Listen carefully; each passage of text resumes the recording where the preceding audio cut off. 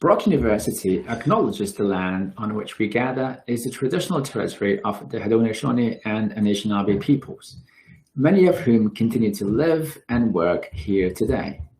This territory is covered by the Upper Canada Treaties and is within the land protected by the Dish with One Spoon, One Plum Agreement. Today, this gathering place is home to many First Nations, Métis, and Inuit peoples, and acknowledging reminds us that our great standard of living is directly related to the resources and friendship of Indigenous people. Good morning, and welcome to this session of Business Breeders, a live webinar series hosted by Goodman Group at Brock University. My name is Abdul Wahimi, and it's my distinct pleasure to serve as the Director of Goodman Group at Brock University. Goodman Group is a community-focused learning and development services provider that works to support professionals, businesses, and entrepreneurs pursuing growth through professional development certificate programs, executive education, consulting services, and startup support. It is my distinct pleasure to welcome you all to today's session as you take your break with us. This webinar series aims to provide 45-minute breathers filled with insightful discussions on timely topics that are relevant to businesses and everyday lives, led by award-winning Brock University faculty and leading industry experts encouraging thoughtful debates, keeping us all connected together. In a moment, I'll hand the screen over to today's webinar lead, that's Cindy Watson. Cindy will speak for approximately 30 minutes, and then we'll spend some time answering your questions. Some of you have already posed your questions at the time of registration, so thank you so very much. You may also pose your questions using the live chat feature, which is open now. You may also live tweet your questions and comments at GSB Goodman Group, that is at GSB Goodman Group, all one word. Now, it is my pleasure to introduce today our seminar lead, and that is Cindy Watson, who is the founder of Women on Purpose and creator of the Persuasion, the Art of Feminine Negotiation programs. She is also founder and managing partner of Watson Labor Lawyers, as an attorney specializing in social justice law for 30 years. She is a TEDx and international speaker, award-winning author, master negotiator, and consultant, known for her passion, commitment, and ability to inspire. As a world-class women's empowerment coach, Cindy has a proven track record empowering, advocating, and motivating people to rediscover their purpose and become the best version of themselves. Cindy believes all of life is a negotiation, and she's dedicated to helping people leverage their innate powers of persuasion to get what they want and deserve. Thank you very much for being here today, Cindy. Welcome to this session. Well, thank you, Abdul. It is so great to be here and great to be here at the Goodman School of Business. And in particular, I wanted to give a hats off and kudos to you guys for running these Business Breather series. I think it is such an important thing to do, and particularly in these unusual times that we are facing. And I'm really excited to be here and share this topic that I am so passionate about, which is reframing negotiation, how to get better outcomes through what I call the art of feminine negotiation. I feel really passionately about this subject because after 30 years as an attorney and seeing the effects of how we negotiate our lives, both personally and professionally, I am on a personal mission to reframe negotiation, how we look at it and how we do it. And I feel so passionately about it because I believe it can change lives, both individually, and I hope that at least some of you here today or anybody watching the replay has an epiphany for, about how you look at negotiation after this presentation. And as more individuals adopt this approach that I'm advocating, not to sound too lofty, but I really do believe that we can change the world. So to start, let me ask you a question. If I asked you to close your eyes and just picture a typical negotiation scene, what would spring to mind for you? What would that look like? My guess is it's probably something like this, a room full of suits sitting around a boardroom table. And you're not alone in that perception. And if I asked you to imagine a successful business person, again, I would ask you, what image comes to mind for you? What does that look like for you? And again, my guess is it's probably some version of this, right? And know that you are not alone in that. I think it comes from the fact that, for a very long time, we have been conditioned to define success based on an almost exclusively masculine or competitive model. So I'm going to ask you today to consider, what if everything that you thought you knew about success was actually based on myths? And what if I told you that the key to success in life is actually upping your negotiation skills? And the sad news about that is, what if everything you have been taught about negotiation is likely wrong? That's one of the reframes I'm going to really invite you to think about today. And in the brief time that we have together, I'd like to invite you to reframe that negotiation and to share how you can become a more effective negotiator. And I've said I feel really passionately about this and want to share it. I believe it can be such a game changer because all of life is a negotiation. As Abdul said in the introduction, I believe that more and more every day. So that's your first reframe, is how you look at negotiation. Forget just restricting yourself to those images of the boardroom table and the stiff suits with the, arms crossed. Negotiation isn't just about boardroom deals. And I invite you to think, whether it's negotiating with your intimate partner, with your kids, with your boss or employees, local contractors or other service providers, with your clients or prospective clients, multi-million-dollar deals, or the most forgotten negotiation, negotiating with yourself. I often say that the first and most important negotiation you are ever going to have is negotiating your own mindset. And we have the opportunity to do that every day and hundreds of times throughout the day. So if you accept that reframe, that all of life is a negotiation, it's probably one of the most important skills that you will ever learn. And yet we're not taught it. Or to the extent that we're taught it, we're taught based on that old, what I'll call traditional conditioning. So let me get the temperature of the room, if you will, at the front end, and ask, how many of you consider yourself to be master negotiators already? Typically when I ask that question and I'm doing presentations, there's little, if anyone, who raises their hand as considering themselves a master negotiator. And if you already do, congratulations to you. And I hope you get some value or tweaks or insights from this. But if you don't, if you're like most people where you don't consider yourself to be a master negotiator yet, and if you accept that, geesh, that's right, all of those are forms of negotiation, maybe this is a skill I ought to pay more attention to, know that most people tend to fall into two camps, if I will. I think we have the camp of people who shy away from negotiation. They hate it or they're not comfortable with it because they see it as being about conflict and confrontation. Or at the other end, we end up getting that, overcompensating energy, seeing negotiation as a winner-take-all competition. And I was guilty of that, I confess, for some time. My clients, I'm now embarrassed to say, called me the Barracuda, and they meant it, and this is in my life as an attorney, as Abdul said, for 30 years, and they meant it as a compliment. And I wore it like a badge of honor for a long time until I had my epiphany about this issue. So if you're like most people, you probably believe that when you're talking about negotiations, toughness carries the day, right? That the person who holds their ground without budging, right? The person who sticks to their guns, the person who speaks the loudest and longest in a negotiation, that's the person who is winning. So this is your second reframe. It is not true, not true, not true. I want to bust that myth right out of the gate for you. And I want you to reframe that negotiation is not, or should not, I'm inviting you to consider, should not be about winning or losing. This is not a zero-sum game. It's not even about win-win in the way that we typically use that phrase. We hear about all this banter and hype about win-win negotiations.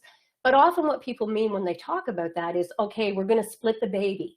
Win-win means we both compromise. And I got to tell you, in 30 years of practice as an attorney, I've seen some very experienced mediators, professional mediators, who will routinely say, I know I've done my job if both parties walk away unhappy.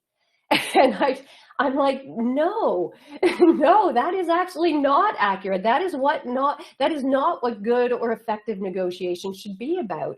It's not about winning or losing. It certainly shouldn't be about both parties walking away unhappy. What if negotiation really is about winning better, about getting better mutual results, about getting the highest good for all? An important reframe, I hope you'd agree. And as I've already alluded to, when I say that, just know out of the gate here, I am not sitting on my chair on high and, coming on my high horse and judging here, because, goodness knows I've been there.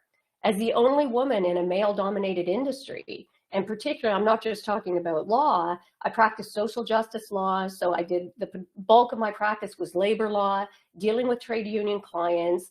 You know, for many years at the beginning of my practice, I was the only woman in the room often. So, you know, as the only woman coming out of law school as this fresh-faced 20-something-year-old, you know, I saw the dynamic in the room and the way they kind of looked at me when I walked in. And I got to tell you, I quickly bought into that myth, like, geez, the only way to be taken seriously here, the only way to have my voice heard is to bring it, right? To bring that take no prisoners kind of approach. Looked around the rooms and thought, I think I need to get a little scrappier. Maybe even subconsciously thinking I need to stifle my so-called feminine sort of energy or traits. And it was interesting because my dad had taught inner city kids to box as I was growing up. I think my dad always wanted boys. He got stuck with my sister and I. He had 2 girls, and he never taught us to box. It was always a little sore point of mine. But let me tell you, when I started the practice of law and had that sort of reaction where I bought into that conditioning that to succeed, I needed to get scrappier, this little girl whose dad had not taught her to box became Muhammad Ali in the ring of life. And I'm not alone. I think so many of us buy into that deep-seated conditioning, sometimes consciously, but more often unconsciously. And so why is that our perception of negotiation? You know, as I've already suggested, for too long, in fact, for generations, we have been increasingly getting conditioned to define success based on that masculine competitive model, that traditional model. And I think that holds true for negotiations, for business, and I would argue for life generally. And if you think about it, really, look at our legal system. Our legal system, most of our business models, the really large, mega successful corporations, when we look at what it means to be successful in business, heck, even our political systems increasingly are all being based on an adversarial model where there are winners and losers, and you want to be a winner at all costs. And now note, when I talk about masculine and feminine, and I should have said this at the outset, I am not talking about gender. For those of you who are already furiously going in the comment box saying, well, you know, not all women are feminine in the traditional stereotypical sense, I agree 100%. I'm not talking about gender when I talk about this masculine and feminine. We all have both masculine and feminine energies. And frankly, you know, to be transparent, I actually think gendered language is on its way out. I think we are moving in that direction, but I use it still in part because it's the language that most people understand right now or believe they understand. But also, you know, truth be told, in part, I want to shock you a little bit out of the complacency of our preconceived notions about negotiation. And in particular, because I think both men and women who maybe have really strong soft skills, those skills that are typically considered feminine, need this awakening to recognize, and that's why I call it the art of feminine negotiation, to celebrate and recognize that these traits that for so long we've been conditioned to see as a liability may in fact be your greatest asset or strength. So certain traits typically are considered, and I don't know if anybody's read the Athena Doctrine or the study that was done by the founders of that, where they canvassed, you know, 60,000 people over globally and talked about particular traits of leadership and asked whether certain traits would be considered feminine or masculine, and people quite quickly sort of bunched them into falling into one or the other category. So it's not really about which gender exhibits them. So I wanted to give that disclaimer. It's about recognizing that traits that we perhaps have considered to be weak or liabilities may be that greatest strength. And I'll admit, for me, you know, that little voice, that little inner critic, if you will, that told me to stifle my feminine had some truth to it. I mean, let's speak about the elephant in the room. The reality is women are still consistently talked over and interrupted in social settings, in boardrooms, you know, in business, and even in the Supreme Court of the United States. You know, they did some extensive studies in the US Supreme Court where they took all of the transcripts and reviewed them and found that female justices on the Supreme Court were interrupted and or talked over in significantly higher numbers than their male counterparts on the bench. And you would have thought as we got more women on the bench that that would have improved, but in fact the numbers got worse. So definitely there are some issues there. We've got a ways to go. And I think one of the other things we need to address, the elephant in the room, is that seeing these feminine traits as a liability is almost never conscious. And in fact, I want to invite you to think that it's the insidious nature of these biases that actually make them so powerful and as a result so dangerous. These unconscious or implicit gender biases run very deep. And again, let me be clear for a moment, because a lot of women, when I'm having these discussions in groups of women, they love to, we love to point the finger and say, yes, you know, men have these biases against women. But no, when we're talking about these unconscious and implicit gender biases, this is not just biases by men against women, not even biases by women against other women, although both are true, but also by women against ourselves. And in fact, you know, I could go on for days about some of the studies that have been done by that, but I'll just pick a couple to reinforce how important it is for us to raise our awareness levels about unconscious gender bias and how it affects us. Because in a study that I found sort of very striking, a study of young women writing their SAT exams, where half of the control group were asked to identify their gender in advance of writing the test, and the other half were not. The control group that were asked to identify their gender in advance of writing that test actually performed more poorly. Think about that for a moment. Simply checking off whether they were male or female in advance of writing the SAT required them to perform more poorly. I mean, think of the profound internal gender bias at play if simply bringing our attention to our femaleness has us underperform. And they did similar studies based on culture as well with Asian women. And when they had to identify their cultural background, they performed better based again on those stereotypes and how deep these unconscious biases run. But when they had to identify their gender, they performed more poorly as well. Interesting. And in other studies where participants were asked to select the best candidate for a job, but unbeknownst to them, the top two resumes were identical except for the name. And I'm sure you can see what's coming. On the one, it was a woman's name, on the other, a man's. And in overwhelming numbers, both the male and female participants chose the male candidate based on identical resumes, right? So clearly these unconscious gender biases run deep, and it's something we need to raise our awareness of. So perhaps, and again, there are countless studies of this showing just the depth it affects not only does it affect opportunities in life, which is where the focus tends to be, but it actually affects our performance and our very sense of self. And in some studies shows it affects what we choose or what we believe we're choosing in terms of life choices. And so it's probably no surprise that both men and women for quite some time, and I think in increasing numbers, would reject our so-called feminine strengths in favor of these masculine models, because we believe with some reason that that's the only way to succeed based on this conditioning. But I invite you to think there's a really high cost that comes from that kind of imbalance. Again, both personally and also on, I think, the global scene. And we're seeing some of that imbalance in today's world.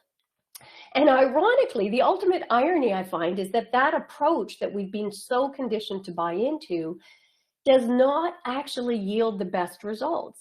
So when I had my epiphany about the high cost, as I say, I was known as the Barracuda, when I finally had that moment to recognize that this has a cost professionally in terms of my relationships and outcomes, this has a cost in my personal relationships and outcomes, and even in terms of my sense of self. You know, it gets to a point when you look at yourself in the mirror and you're like, I'm not sure I like what I'm seeing anymore in this competitive model. So I really dug in and explored the idea and examined the elements that make and mark the most effective negotiators. And interestingly, across the board, if you look at most of the experts, most of the studies on it, there was general agreement that there were 6 key skill sets that make and mark the most effective negotiators. And interestingly, 5 out of 6 of those skills are skills that most people have identified as being soft-skilled or so-called feminine traits. And let me come back to that in a few moments, because I want to share how I sort of came to this. My first whisper, if you will, of the art of feminine negotiation, although I never thought of it that way at the time, was when my daughter, Jade, our firstborn, got diagnosed with a serious heart defect at only 2 months old. And interestingly, I had been told at the 1 week and the 1 month and the 2 month checkup that I was being paranoid. She was fine. You know, she was going to be the next president of the Baby Association, a cute quip on my representation of trade union associations. And I'm still, frankly, not sure what it was that made me go for a second opinion. Call it intuition. But they say the universe is perfect. And of all of the pediatricians that I could have ended up seeing, I happened to pick a cardiac specialist, which totally unbeknownst to me at the time. So next thing I know, I'm at this pediatrician's appointment, and we are being whisked away to the hospital for sick kids, to their emergency, where they already had a cardiologist waiting for us. And they take Jade out of her arms, as you can see in this photo, and she's on oxygen within minutes. And I'm like, what the heck is happening here? And after a bunch of tests, they had 2 cardiologists who sat, myself and my husband down. And I'm still, don't forget, all of my masculine energy, right? Even though, as you can see, I'm much younger then, this was some time ago. I had my own law practice. So I'm like, you know what? Don't sugarcoat it. Give it to me straight. We'd like straight talk.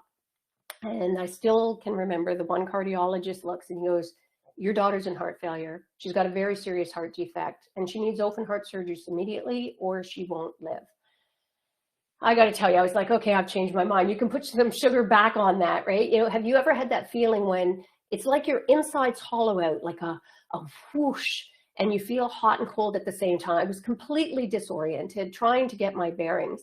And then over the next couple of days, the diagnosis just kept getting worse, right? And we had to sit back and watch, or at least I believed we had to sit back and watch as the cardiologist argued over whether it was more dangerous to do her surgery as 2 separate surgeries or as one. Because for one, she had to be cut here. The other condition, there were multiple conditions. She'd have to be a rear enter surgery. And both sides of these leading experts in the world felt equally strongly about the dangers of the other's position. Did not exactly inspire confidence. And it didn't help that everything that could go wrong seemed to. 99% of the population reacted one way to a drug or treatment. Jade always seemed to be the 1% that went the other way. So at first, as you would expect, as is typical, I think, we sat back and sort of accepted those decisions. They are the experts, after all. What do I know? Heck, I went to law school because I sucked at math and science, right? So who am I to question the judgments that are being made? But when I'd been shushed a few times about questioning their approach on various issues, only to find out that my instincts were right, I started to trust my instincts, that, Mama Bear showed up, if you will. And every day seemed to be these life or death decisions. And after almost 3 months in critical care, we were at a crisis point. And as you can see from this photo, think now, Jade was 2 months when she got admitted. She's now almost 5 months. And she's barely back at her birth weight and not responsive. So 2 cardiologists sat us down and said, we're at the end of the rope. She's not responding. We're going to have to go in for another operation. And I was like, no, she will not survive. Look at this picture, right? Does she look fit and equipped to have another surgery? And again, I still remember the one of the 2 cardiologists just looked me in the eyes and he goes, fine. And you could tell he was agitated, not really used to being questioned in that way. And he's like, fine. But we don't believe she'll make it, and it will be on your head. Wrong thing to say to the wrong woman at the wrong time. Emotions were high. And here's a little side tip on negotiating. What you say is often not as important as the body language or those nonverbal cues that accompany it. And I tell you, I must have been giving off some pretty heavy nonverbal cues because I did not even have to speak after he said that, before he knew he'd stepped into it, and they were both backpedaling, and they brought down the chief cardiologist, who was like, Mom, a little patronizing. I understand you don't think we've done everything that we should yet. So what is it you think that we need to do? And so I told him in no uncertain terms. I had a long list, in fact, and to their credit, they did it. And within a week after that photo you just saw, Here we were out of critical care rather, and ready to go on our way home. Now, granted, they said at that point still that Jade would need multiple surgeries. Again, at 2 years old, 5 years old, and 13 years old, you know, as her heart grew, they would need to, you know, replace with artificial valves, etc., and that she'd be on heart medication for life. And I am happy to report that Jade is now 24 years old and has never needed another heart surgery again, or even medication. So you may be scratching your head saying, okay, nice story, Cindy, but why are you sharing this? Why am I telling you this story? It's because I believe that the thing that saved Jade's life was negotiation. It was negotiating every day for 3 months, hundreds of ongoing negotiations. And I chose this example to share in particular to help with that reframe I talked about at the beginning, that all of life is a negotiation. Most people would not think of those interactions in the hospital as being a negotiation, but make no mistake, as I say, it was hundreds of negotiations, life or death decisions and negotiations every day. But you know what was interesting? Because remember at the beginning, I said, I've got my own law firm. I'm full on in that practice, still in masculine mode. I had not yet had my epiphany. And yet at that time, I was not bringing that take no prisoners approach that I'd taken on and absorbed in law. I was in mama bear mode. I was in a place of pure feminine maternal energy, of necessity. I reverted to absolute sort of raw instinct and intuition, not coming from a place of masculine energy. So was I assertive? You bet.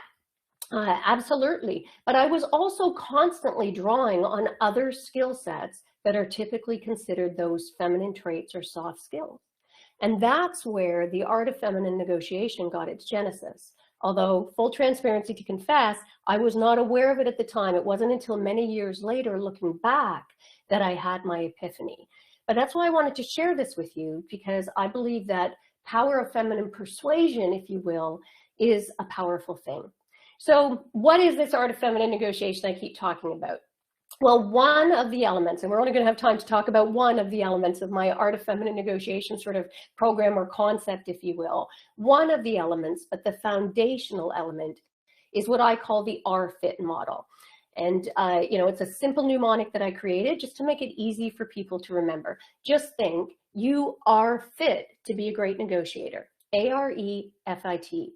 And the mnemonic comes from, remember I'd mentioned that 5 out of 6 of the traits that make for a great negotiator are considered feminine traits? Well, this model is based on those 6 key traits. And it's a simple way, and I hope you can take away with you. I wanted you to be able to take away a really simple and easy to remember model that you can apply in negotiating your best life. So what does this Rfit stand for? So we've got, these are the 6 traits that make and mark the most effective negotiators: assertiveness, rapport building, empathy, flexibility, intuition, and trust. So let's just briefly go through each of the elements in the context of my hospital stay with my daughter. So was I assertive? Absolutely.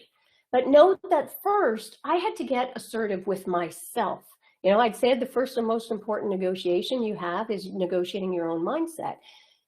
I was constantly having to negotiate with myself to hold it together, to not fall apart, which could have been so easy in that circumstance and just become a puddle on the floor. I had to negotiate to stay aware, to be engaged, to be prepared to challenge and to step up. That negotiation with myself took place every day. And note when we talk about assertiveness as well, assertive does not equal aggressive. The two are often conflated. So I would actually, I've said 5 out of 6 of the traits, that rapport building, empathy, flexibility, intuition, and trust, those are the 5 traits that most people would consider soft skills or feminine traits. Assertiveness is the one that most people would consider masculine. But I invite you to even consider, even with assertiveness, I think people who consider that to be a so-called masculine trait are afflating it with aggressive, which they are not. Assertiveness simply means coming from a place of confidence. And that confidence comes from knowledge, and knowledge comes from preparation. And experts say that preparation accounts for about 45%, some even put the number higher, but at least 45% of your success in any given negotiation. So certainly in my programs, obviously we work on the different ways that you can and need to prepare. You know, you'll see on the slide, I mentioned about the 5 W's. Just a simple, again, another simple model using, you know, who, what, where, when, and why to up-level your negotiations. You know, who do I want to show up as? Who do they expect me to show up as? Who are the other parties likely to show up as? Just going in and doing this as part of your preparation will up-level your negotiations. And part of assertiveness is also about asking. We often don't ask enough. And again, women in particular are guilty of not asking for what we want. Studies show that men, 62% of men are likely to ask for more money when presented with a first job offer, a salary, as compared to only 7% of women. So once I mastered that, you know, not backing down in the face of, you know, some of the world's renowned specialists, then I was able to step into having a real impact in those negotiations. You know, on their rounds, I would disagree with them on factual and medical issues. No doubt they were happy to see me go, I admit that. But I wasn't, interestingly, screaming or ranting or bullying or threatening or having meltdowns. Instead, I was rapport building, that R from that Rfit model. And there's an art to rapport building, right? But even if you haven't studied the art of rapport building, just raising your intention about how can I bring rapport building to the table rather than getting straight to business in your negotiation will help increase your ability to be influential and persuasive, which is what negotiation is at its core. So was I building rapport? Yes, absolutely. I was building rapport with the nurses, you know, who were there day to day around the clock. I was building rapport with those doctors and the specialists, right? I was building rapport with the administrators. It did not serve me to get into a contest of wills. I wanted the best possible results for my daughter. Ideally, I wanted everyone on side working together to get the most fully informed, outside the box, fully considered decisions. And believe me, they knew me. Unlike many other parents I saw wandering around in an absolute fog in that critical care unit. Not only, more importantly, they knew me and they knew who my daughter was. So are you starting to see how this can be a real advantage and how you can apply this both personally and professionally to your negotiations? And next, the E is for empathy. You know, did I show empathy? Put myself in their shoes. The key to really effective negotiating is, I believe the heart of it is at this empathy. Use those active listening skills. Be able to truly seek to understand and meet the needs of the other party. Put yourself in their shoes. And I was doing that every day, just intuitively. You know, I confess at the time I was not doing this intentionally. It was with the benefit of hindsight. I look back going, wow, when I was coming from that place of pure feminine sort of maternal energy, this just flowed naturally for me. You know, I was empathizing with the nurses about being undervalued and underappreciated by the doctors and above, right? I was empathizing with the doctors about budget cuts and dealing with bureaucracy and administration. You get the idea. And flexibility, that all-important F, right? Certainly in the hospital, the situation was so volatile, the ground shifting beneath our feet every minute, it seemed, of every day sometimes. I needed to stay flexible. If I had been stuck in my ideas or in any one outcome, I would have missed opportunities for better solutions. So I really invite you, do the inner work around flexibility and ask yourself, am I maybe approaching my negotiations, whether in your personal relationships or professional in your business life, am I being so attached to a particular result on what I think I want, and I'm not having the flexibility to be able to see other opportunities that are lying on the table right there between us? And then that all-important I, intuition. In the hospital, I absolutely was trusting my instincts, my intuition. Heck, I was using a language that, as if it was channeling through me, that had been completely unfamiliar to me before coming into that hospital. And I did not have the luxury of sitting back and having that inner voice question myself. I was in full-on, you know, reactive mode. I trusted that intuition. I trusted those instincts. And I invite you, do the inner work. We have, as humans, lost some of our intuition, or at least lost our trust in our intuition. So I invite you to re-tap into that. And speaking of trust, that last T of the Rfit model It is important to build trust, both ways in bilateral negotiations, all ways in multi-party negotiations. And I'll just share, the day before we were leaving, the cardiologist who had said to me, it'll be on my head, went out of his way to come and find me in the cardiology unit and says to me, well, it looks like you turned out to be the better cardiologist of the two of us. And it wasn't a like sort of screw you, not sure if I'm allowed to say that here. It was as close as he could come to showing that we had built a mutual trust and respect for each other. And also part of that trust is trusting for yourself to go ahead in the face of your fear. We all face fears in life, and it's one of the key things. One of my models is, I call it the no fear model of negotiations. No fear, no ego, no attachment, no reactivity. We have those fear of failure, fear of success, which is often not talked about, can hold us back and keep us small, right? Fear of rejection, fear of hearing no, fear of losing, fear of missing out, fear of unknown. Did I experience fear in that hospital?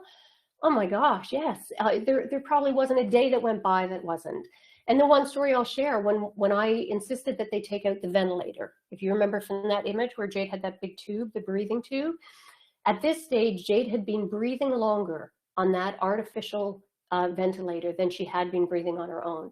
And I knew that every day further that she stayed on that ventilator would make it that much harder for her body. She was only 2 months old when she got there. It's not like having a body that has a lifetime of memory of how to breathe. She'd only had 2 months memory, and now she was facing where she was, her memory was breathing by machine longer than her memory breathing on her own. So I was adamant I wanted it out, and they were like, no, she's not ready. But they agreed to try it, and sure enough, we're in there, and I was terrified because she wasn't breathing. And she wasn't breathing.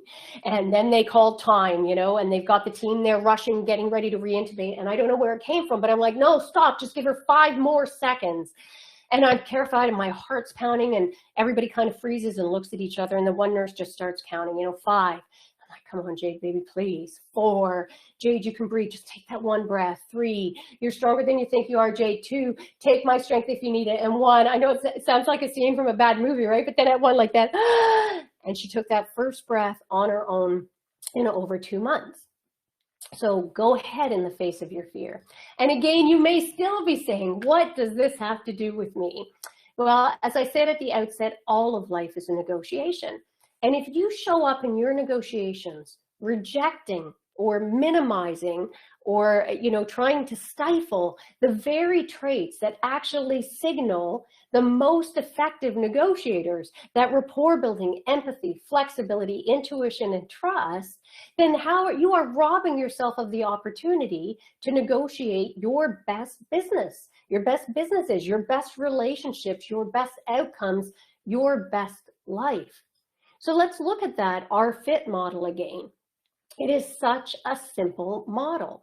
And this is just one element of this art of feminine negotiation concept, but even this single simple model to start, I invite you to try it out, because you can elevate your negotiation prowess to get more of what you want and deserve. And it's easier than you would think to incorporate these elements to elevate your influence and persuasive abilities. As I say, the heart of what it means to negotiate. So I invite you to think of a negotiation that you've just had. How could you have used this simple model to improve your negotiation experience, both the process of the negotiation and the outcome? And similarly, think of a negotiation or a difficult conversation that you have coming up, whether personal or professional. And I invite you to think, how can I get more intentional about building rapport for this particular challenging conversation or negotiation? What can I do with intention to bring rapport? How can I bring empathy to the table? What is the other party's, what are their needs? What are both their stated and their unstated needs, right? Try and tap into that. How can I put myself in their shoes? How can I build trust in this negotiation going into it? What preparation can I do that will give me that confidence to show up from that place of assertiveness to get what I want and need, while still staying open and flexible to possibly better outcomes than I'd considered? And interestingly, studies confirm that people who show up and invoke these so-called feminine skills in their negotiations will get better outcomes, more creative outcomes, better buy-in, less conflict, longer lasting agreements, better relationships, and overall more positive impact, both personally and professionally. That's pretty impressive. And I invite you, as we're sort of wrapping up here, to imagine a world.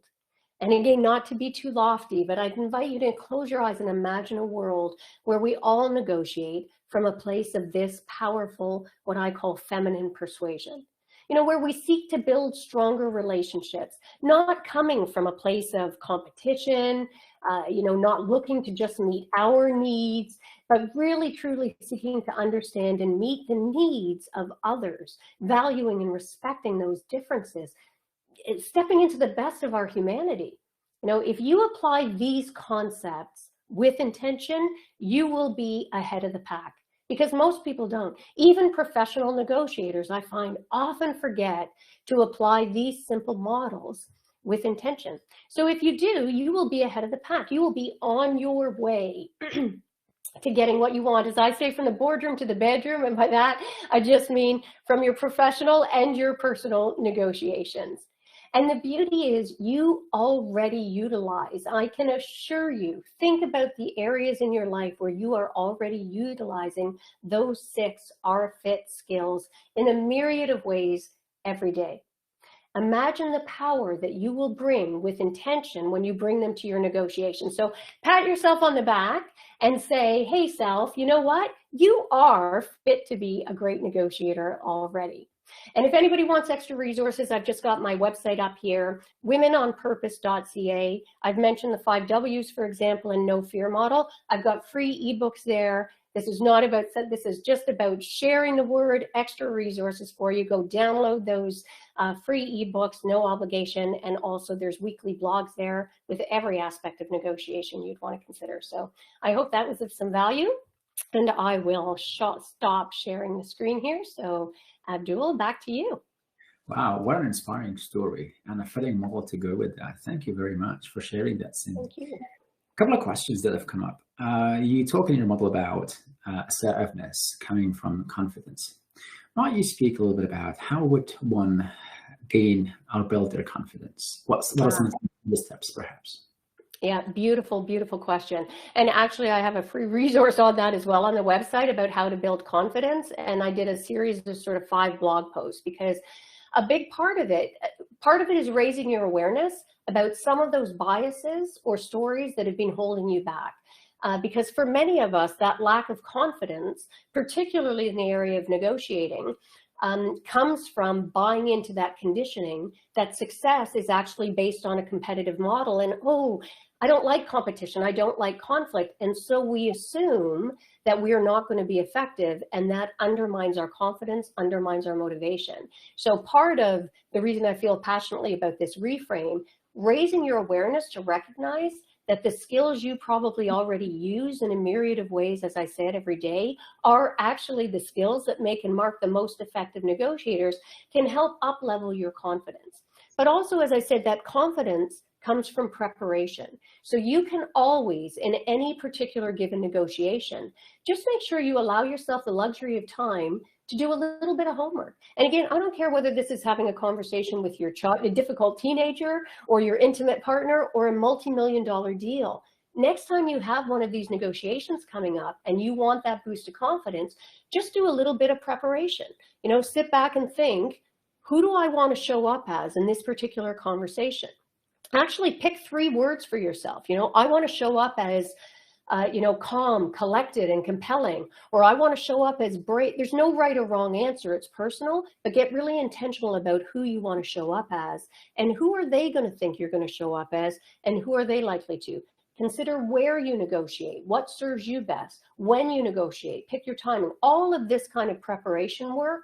Know what you want, get clarity about your outcomes, and in terms of your relationship outcomes. All of these can help boost your confidence. But that number one thing is negotiate your own mindset. Recognize those stories that make you lack confidence and just simply flip them. Because our reality comes just from our thoughts and the meaning we attach to those thoughts. So every time you think I can't do this, you can just as easily retrain your brain to say, I have what it takes to come into this negotiation. So those are some quick tips, Abdul. Hopefully that's with some help. Wonderful. Wonderful, thank you. So next one speaks to, as I look to my other screen to read the question, how would you describe an ideal win-win situation with negotiation? Yeah, beautiful question. For me, the ideal win-win, as I say, is not that let's split the baby. I guess the best way I could put it is if I come to negotiation, having done my preparation and thinking, okay, I want X, right? I want X, Y, Z out of this negotiation. The other party's coming and they've done that and they're like, I want ABC out of this negotiation.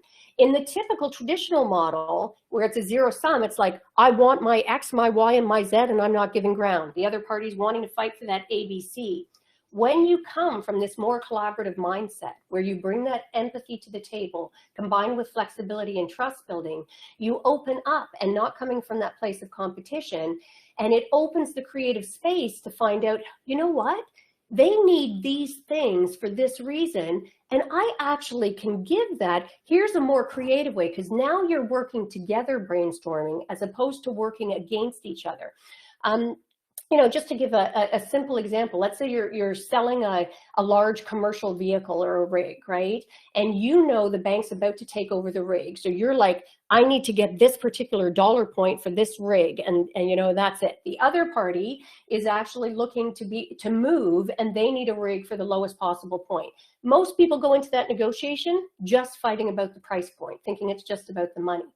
If they're open and they both come with that flexibility and seeking truly to understand and meet the needs of the other party, and they build that requisite trust through rapport building and that, they may discover that actually this person has to sell the truck, but they've got all of these sort of international or at least national contacts that they've built. And this person who's looking to move is looking for that new business.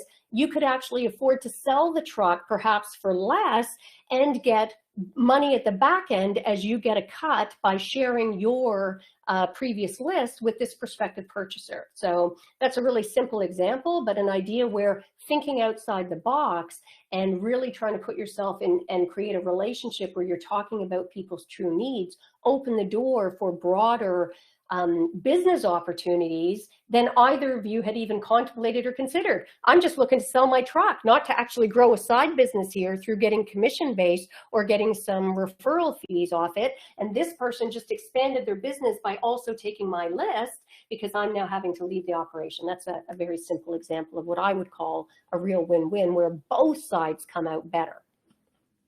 Wonderful. Perhaps time for one more question here. And this speaks to, what strategies do you use when you're interrupted or talked over in a male-dominated setting? Ah, beautiful, beautiful question. One of those, I think, is raising your awareness about it being an issue is one thing.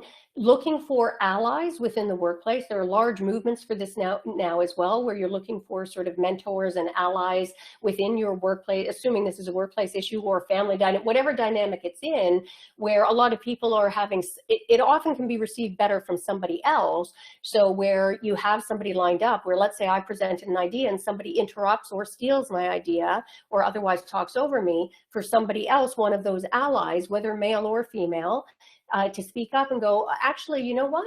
I think that's the idea Cindy just raised a couple of minutes ago, or actually, I don't think Cindy was finished her point yet. Or sometimes, again, just if that's not feasible in the interim, just speaking up, not getting reactive and coming from that place where you're like, and put the other person on the defensive and say, you know, I'm sorry, Joe, you may not have realized I actually wasn't finished yet. If I can just have a couple of more minutes, I was getting to the end. I think it's a really important point, and then I'd love to hear your input. So just how we frame it, showing up again from making that decision who you want to show up as, calling out the behavior, but in a way that doesn't put the other party on the defensive, can be very effective. Wonderful. Thank you very much. Thank you so very much for taking time out of your busy schedule, Cindy, for being here and for presenting and speaking on this idea, but also sharing your wonderful stories and inspiring stories as well. And it's so great to see Jade's more recent picture as well, and that she's gone through all those challenges in life. And life. Thank you, and it's been an absolute pleasure to be here, so thank you.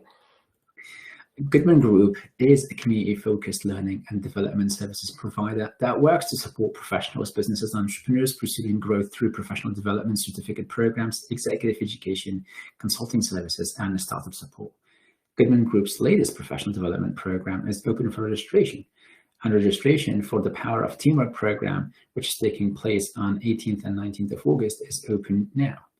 You may learn how to come together, believe, achieve, and trust in your team and understand the challenges of managing in-person, hybrid, and virtual teams. Through this program, you will hone your teamwork skills with the aid of case studies and simulations, which are accompanied by real-time coaching and feedback. For questions on this program, and including funding and on how to register, please reach out to a member of the Goodman Group team, the contact of which you can see on screen now. Now, joining us next week, or next time when we're together, it's a panel discussion on evidence-based decision-making with a number of award-winning faculty members from Goodman School of Business. So that is at 11 o'clock on July 14th. I hope many of you can join us then. Thank you very much so much for your time for joining today's session, and I hope to see many of you next time. Until then, stay safe.